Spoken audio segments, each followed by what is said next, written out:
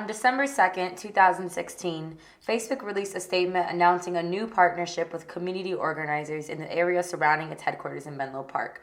The statement announced that Facebook would be giving $20 million to the partnership, which would be used for affordable housing, job training, and legal advice for tenants facing displacement. However, the statement that Facebook released did not address the whole story. Before the partnership was announced, Facebook submitted its plans for expansion in Menlo Park.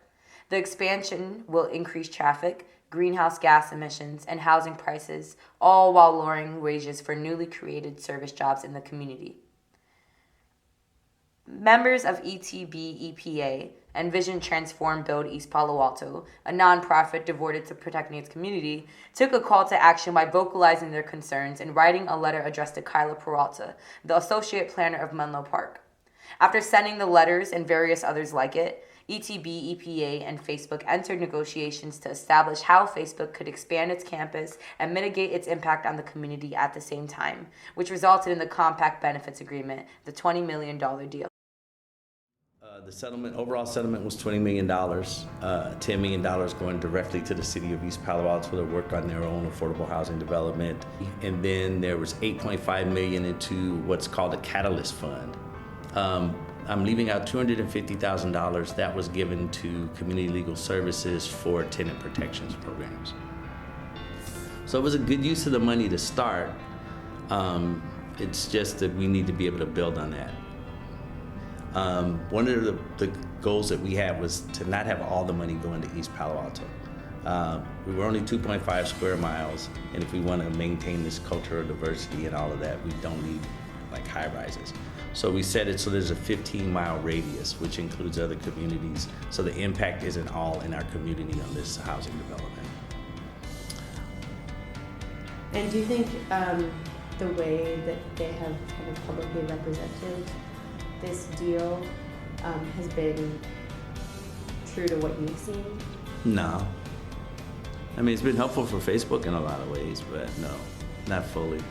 And in some ways, I'm not angry with them about that, but if they want to encourage other corporations to step up, supposedly they wanted to have matching funds from other corporations, they need to have an honest peer-to-peer conversation about their impact on housing in the area. You can't get around that. It was a little bit of a culture shock. I think their intentions were good, but when you're up here and you're looking down in the world, you can only do your best to really understand what's happening down here. Of course. They didn't know housing. They don't know affordable housing. They didn't know about gentrification. And so although they might lend themselves to be experts in tech, they were not experts in that. We developed an impact report about the housing and jobs and balance that would happen with Facebook being nearby. And they totally disagreed with it. They came up with a counter argument that was some research done by someone at Stanford University actually did the research. They speak a different language. Their walk is different. They can be, right? Where the rest of us have to be mindful about our walk. There's not a mindfulness in that walk. And so when you have hyper rich, added to that, what incentive do you have to really figure that out? I think it's the dollar sign talks more than the human narrative. And I think it's just the nature of the beast. So then we're able to really have real conversations. We're authentic, but it took us a minute to get there.